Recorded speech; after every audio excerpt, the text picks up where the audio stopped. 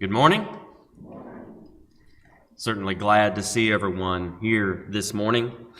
The title of the lesson this morning is Myths About Money. Our text is going to come from 1 Timothy chapter 6, verses 9 and 10. Though we will cover several other passages within the Bible, this will be our springboard text this morning as we discuss some myths about money. You know, when you start getting up and telling people in a congregation, no matter where you are, that you're going to start talking about money, then some people begin to say, now, wait a minute, you're meddling. Don't do that. I mean, really, if you were a song leader and you wanted to look in our songbook and pull up the section on money, all the hymns about money, go ahead and look in the back of your songbook where it lists all the different titles and songs. I mean, how many do we sing about money? Not saying that there's not any, but there's not very many. And yet the Bible has more to say about money than any other topic there is. If you actually put together the whole of the Old Testament and the New Testament, it has a lot to say about money. And so it is something that we should discuss, and certainly we will. We're going to talk about the three myths about money this morning, and tonight we will be talking about overcoming materialism. So I encourage you to be back again at 5 p.m. So what are the three myths? Well, here they are, and we're going to discuss each one. Myth number 1, having more things equals more happiness. Number 2, having more things equals more importance. And number 3, having more things equals more security. As we go throughout this lesson, a good portion of the material that we will be discussing actually has to do with our first point that we will focus on, and that is having more things equals more happiness. Let's go to our text of this morning, 1 Timothy chapter 6, verses 9 and 10. It says, "But they that will be rich fall into temptation and a snare, and into many foolish and hurtful lusts, which drown men into destruction and perdition. For the love of money is the root of all evil, which while some coveted after, they have erred from the faith and pierced themselves through with many sorrows." And so, a lot of times when we come to texts such as this, and we see the Bible talking about those that are rich, in our minds, frequently, we begin to think about other people. And we do not place that scripture back upon us, and we don't really want to try to apply that text to us. We want to apply it to somebody that has more things, or more money, or more equity than maybe we have. And so we want to say everybody else is rich and I'm not. And that's the mindset, I would say, probably of a majority of individuals in America. Even those that have $1 million, they don't have $1 billion, you know, and so they would say, well, they're on the lower end of the totem pole compared to somebody else. But in reality, when we look at a comparison of the individuals that live on planet Earth, we that live here in the United States of America, the majority of us are rich. And so when we try to compare what we have and how we live and the way that we enjoy life, we certainly are rich. He says, "But those that be rich fall into temptation and a snare." So if we were to turn that around and begin to look at ourselves as those that have that wealth in comparison to so many, then we make that application then to ourselves and not just to somebody else in a distant place who has a lot more money than we have, but we begin to look at this text, we apply it to ourselves, realizing that we have so much that so many do not have. I've said it before, I'll say it again, as we look at this and try to make application to ourselves. When I was overseas and I was listening to a gentleman from Zambia present a lesson to the Tanzanians and Kenyans and Ugandans that had gathered for a conference, he was presenting and he was talking about the fact that they themselves were rich. And I'm sitting there thinking I would have never thought that he would have done so. And he begins to talk to them and try to explain to them that they have great means. And he explains how even back in his own country and there as well, if they had meat to eat 2 or 3 times a week, then they were rich. And boy, that one hit me home. You know, that hit home to me because I'm sitting here thinking, yes, I know that I'm rich, but I wouldn't necessarily have looked around the room and looked at those individuals living in a third world country and say, well, they're rich as well. But he said they were. We are the ones that can make application of this text. Certainly. As we look at the fact that money can be destructive, it says that the love of money, and that is the source, not money in itself. It is not inherently evil or good by itself, in and of itself. But the love of money is so dangerous. It can lead us into temptation, into a snare, into very difficult and hurtful lust. That same love can drown us. It can lead us into covetousness, which will take us away from faithfulness to God. And not only that, can cause us so much pain and heartache, the text teaches us. But we don't want to be those individuals that find ourselves drowning in that. What are those myths that we're going to be talking about this morning? The first one is that having more things equals more happiness. There's a Filipino proverb that says, if you make a habit of buying things that you do not need, you will soon be selling things that you do. And I think that's interesting if you think about it, because isn't that true? You go and spend all your money on things you don't really need, and all of a sudden you can't pay for it, and so you're having to sell the things that you do need to pay for the things that you do not need. Isn't it true? We think in our society often that if we just had more, if we had more things, and ultimately it comes down to money because that's where things come from. So if we have more money, which gives us more things, then certainly we would be more happy. And in our mindset, we're here at this level, and if we could just get to this level, then we would be happy. And then we get to that level, and we think, if I could just get to this level, then I'm going to be happy. And then that just, guess what? It just keeps on going and going and going, and it's a vicious cycle. Because we think if we could just get to a certain level, we would be happy. We get to that level, and guess what? We're not happy.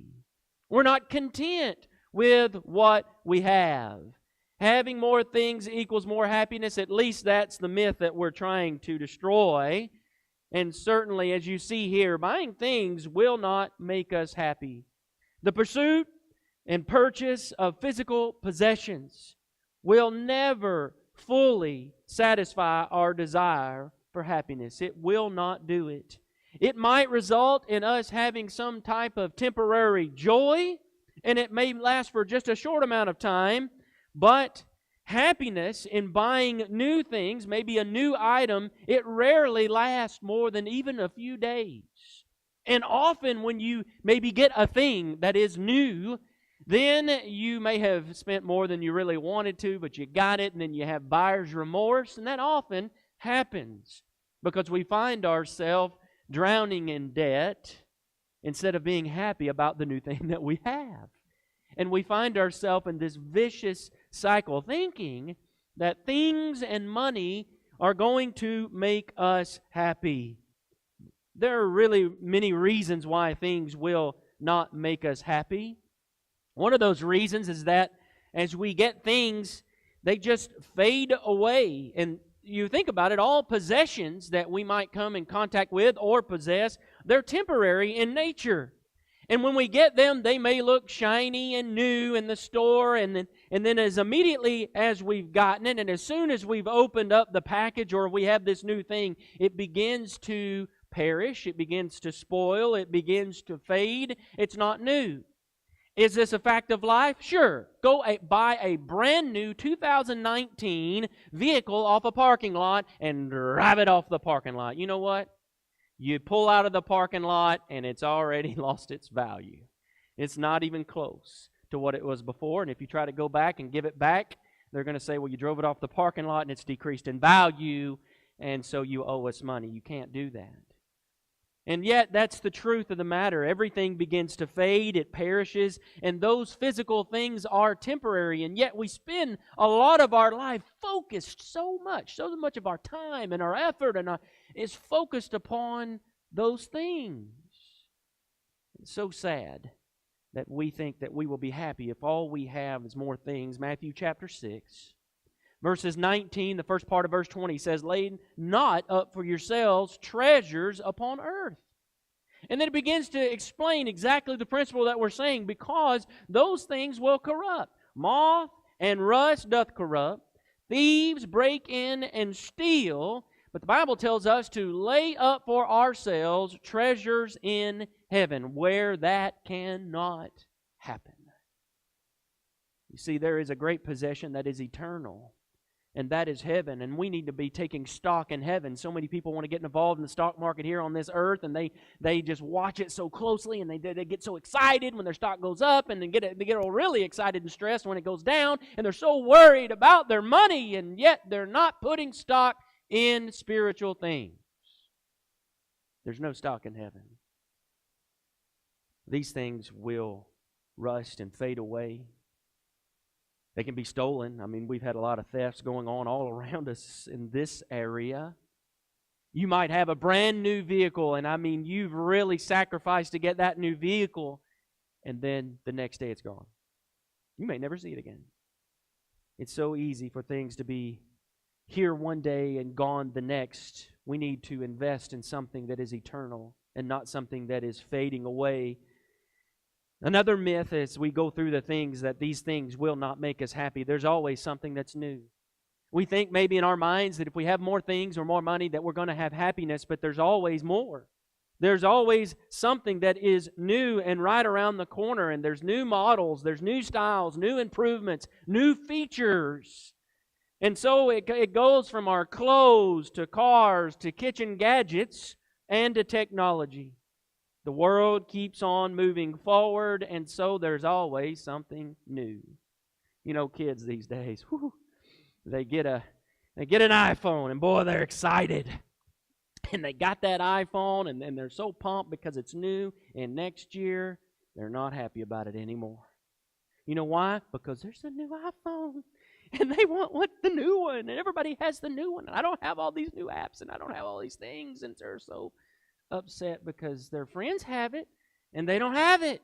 Oh, they were content 1 year ago when they got what they wanted, and yet now they're not. You know, if you think about it, our industry and our culture, especially with businesses, they design things with planned obsolescence, which means your iPhone is designed to die. It's not designed to last. And so they want you to buy a new iPhone, so they put it into the programming and the planning so they can make more money off of you.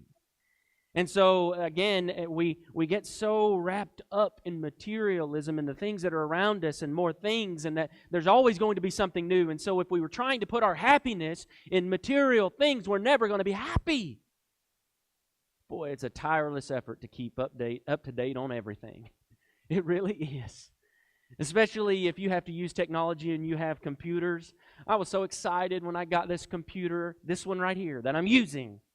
Pumped about it. It was great. It was new. I had all the new features, all the new programs, and I'm trying to use them now, and I'm frustrated because they're already out of date. I'm frustrated because one of my daughters, I'm not going to say who, dropped my laptop on a concrete floor.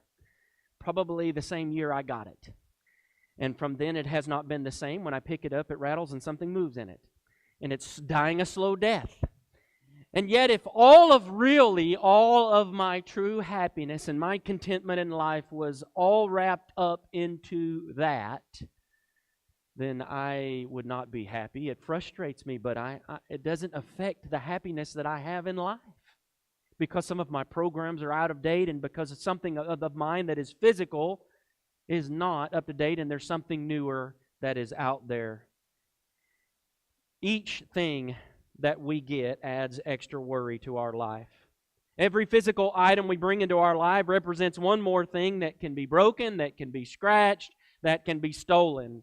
And maybe you've gotten one of those smartphones. You don't have the flipped kind now, and so maybe you've updated to a smartphone, and it's got that nice glass screen, and you're so excited. You've got an iPad, or you've got one of the gadgets, and you're excited about it, and then the next day, day 2, you've only had it one day, and now you're on day 2, you drop it. Screen shatters. And all of that excitement that you had is gone because of it. If our happiness is really in those physical things, we're never going to be content in this life. Things truly do add extra worry, and if we base all our happiness upon our things, we're going to be in trouble.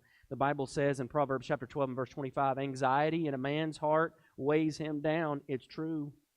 That little proverb is a fact that you can hang on to. It's a fact that anxiety will weigh you down. And so do not base your happiness upon things. Possessions require maintenance. Oh, that is so true. It doesn't take a rocket scientist degree to realize that this fact is true regarding possessions and money. All you have to do is drive around in some neighborhoods and you look at homes. And you look at that home and you think, man, that was a really nice home some years back.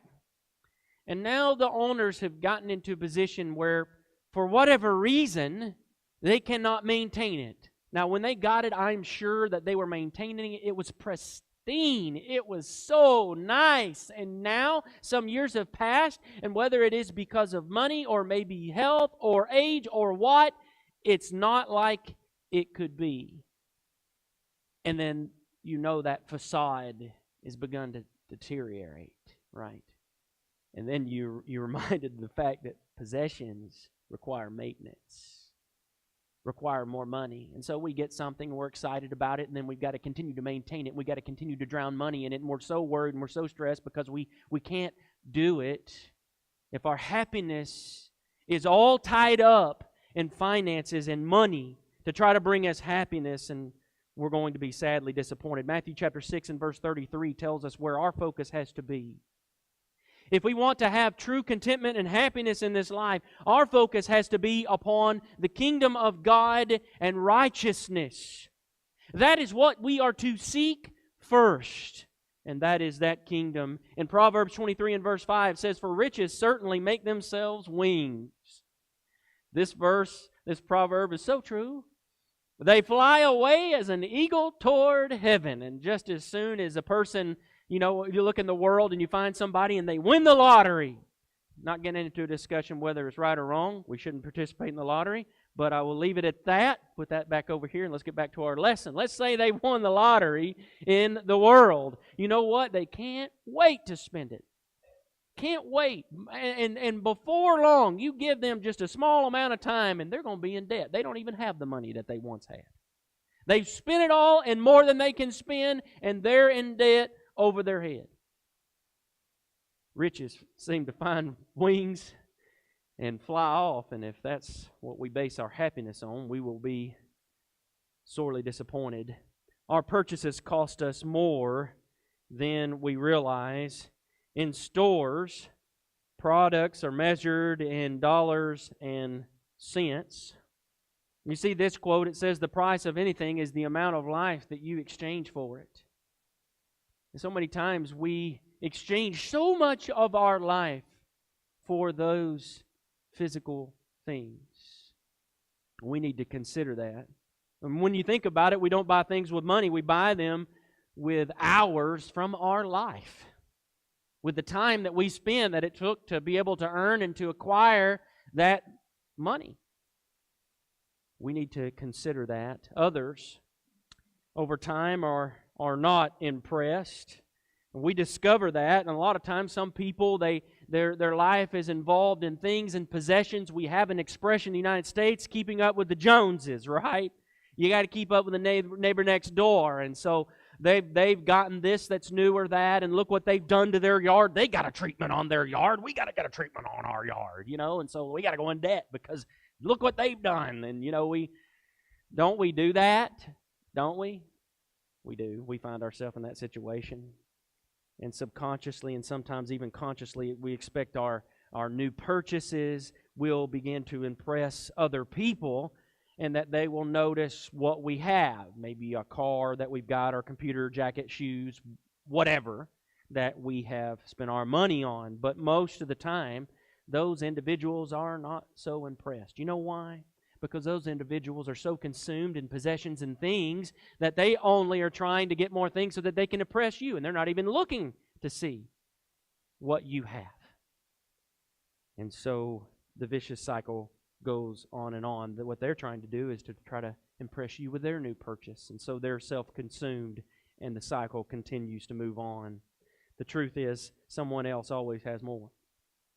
If we're really trying to gather up all of this and so that we can say, look what we have and look what I've done, somebody else is always going to have more.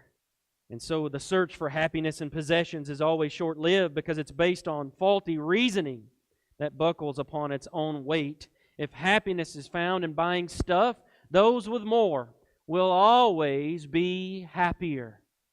And guess what? The game is never won. It just keeps cycling over and over in that vicious cycle. Ecclesiastes chapter 5 and verse 10 says, He that loveth silver shall not be satisfied with silver, nor he that loveth abundance with increase. This is also vanity. The ESV says it this way, He who loves money will not be satisfied with money. Now over here, in this other text, our springboard text, the love of money is the root of all evil. And then we come to Ecclesiastes, we see this general truth which says, if you love money, then you're not ever going to be satisfied with that money. Whew. Then it's a dangerous thing when we go and talk about those individuals that love money. How dangerous it is. It's addictive in a way because you continue to thrive upon that. That is the vein of your being. It's the focus of your existence, and it takes all your time and all of your attention. And so, nor he who loves wealth with his income. I think that's interesting. It's very telling. That the individual who's desiring to be wealthy and who wants to be a millionaire by the time they're 40 or what. You know, I've heard of people setting all of these types of goals, and this is what they want, and yet that's their focus. And because they want wealth and they love wealth, they're never satisfied with their income. There is no contentment in their hearts and in their minds. Things do not quench our desire for contentment. It's never found in the purchase of more stuff. And when you go into a lot of our homes, I'm not saying everybody, but when we go into a lot of homes, we find overflowing closets and full drawers. I mean, how many of us have a junk drawer? A junk drawer. Hey, I'm going to be honest, I got a junk drawer. Yeah. How many of us have storage units, or not necessarily a storage unit, or a place where we have to store extra stuff that we don't check all the time? Not to say that you got a separate building, but you got a place and you got a tote or you got stuff, you stick in it, and you don't even know about it until you go back years later and you're wanting to clean up and you're like, oh, that's where that's gone. Was a real need, wasn't it? Yeah, we've all been there. But really, we think about all the things that we have and all this stuff. And there's some people that want to go to the opposite extreme. They want to be minimalist. And so all their focus is, guess what? It's still upon stuff. Think about that for a minute. Even the minimalist, their focus is upon stuff. I got to get rid of this stuff. Got to get rid of that stuff. We got to minimize. Their focus is still upon stuff. They need to focus their attention and their mind and their desires and their action and their time upon something altogether different, because it will consume them one way or the other. Psalm chapter 37, verses 16 and 17 says, A little that a righteous man hath is better than the riches of many wicked, but the Lord upholdeth the righteous. The little that an individual who is righteous has is better than a person who's wicked, who has riches. And we need to hang on to that. We need to understand that righteousness is worth so much. And living for Christ is where we have true riches, especially when we bank in upon eternity through Jesus Christ. That certainly far outweighs anything that we might have here. Possessions will never make us happy, will never make us content. Hebrews chapter 13 and verse 5 says, Let your conversation be without covetousness, and be content with such things as you have. For he that said, I will never leave thee, nor forsake thee. The ESV says, keep your life free from love of money. We have to be careful that we are not overcome with covetousness. Myth number 2, as I said, the majority of our lesson is number 1. Myth number 2, having more things equals more importance. Revelation chapter 3 says, because thou sayest, I am rich and increase with goods and have need of nothing. When you go back and you read Revelation chapter 3, we have the congregation that is at Laodicea, and he says, you're lukewarm. I want to spew you out of my mouth. And in the process of this context, and as he's talking to them, he says, because you say you're rich, yet you have everything that you need, and you have need of nothing.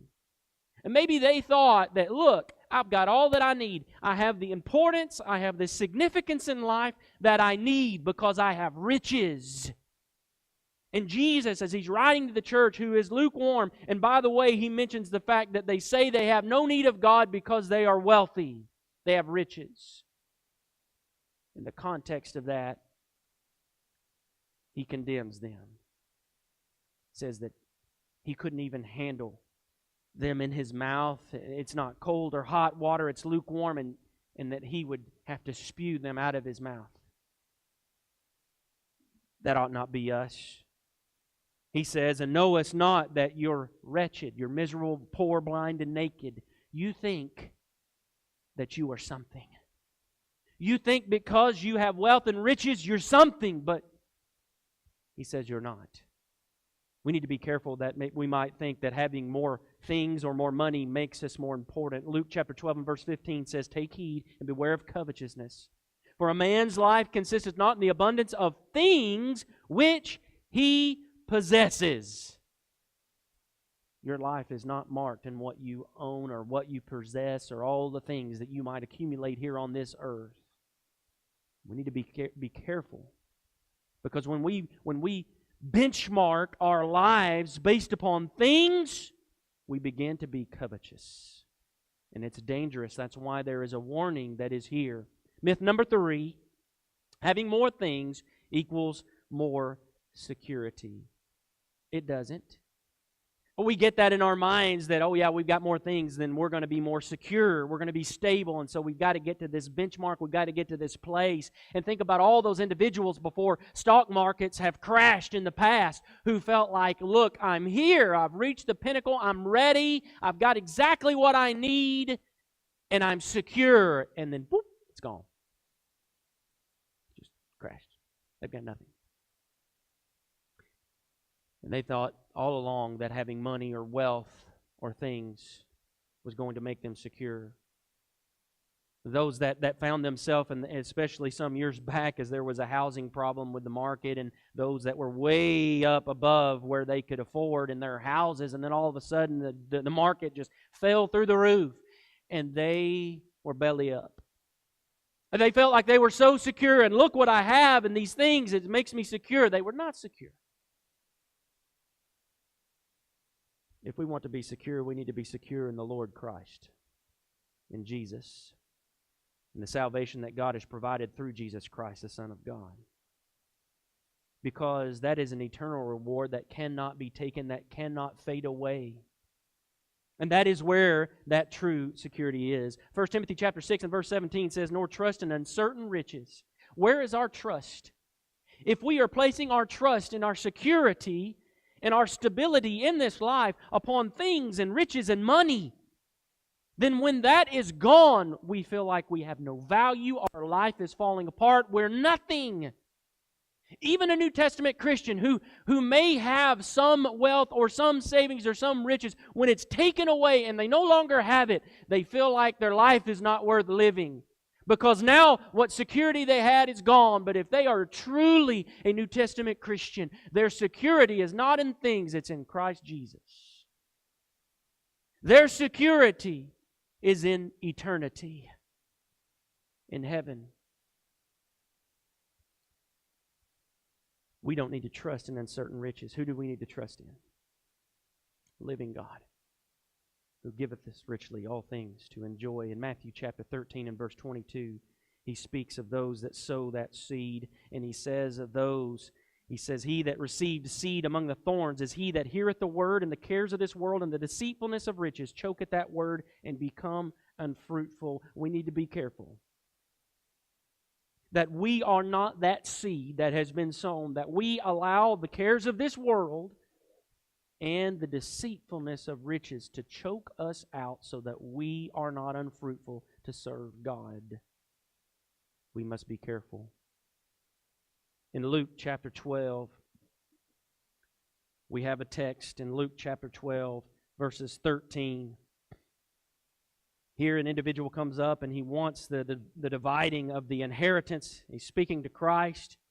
And he says, "A man who made me a judge or a divider over you," he asked that question. And then he says in verse 15, "Take heed and beware of covetousness, for a man's life consisteth not in the abundance of things which he possesseth." And then he gives him a certain parable. There is so much that can be learned from this parable. Are we those that feel like we need to tear down our barns and build greater barns? Are we those that are putting all of our stock and security in physical things upon this earth, as this parable lays out? He talks about an individual who has done so. He was laid up many goods for years, and that individual thought that when I've gotten to that place and I'm ready for my retirement, then this is what's going to happen. I'm going to have everything prepared, ease, and I'm going to eat and drink and be merry. Verse 19, but God called him a fool. Those are strong words. He said, "This night your soul will be required of you, and whose shall those things be which thou hast provided?" In an instant, our things can be gone.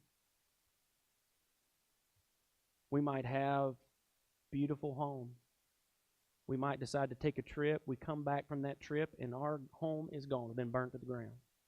How many times does that happen? It happens all the time.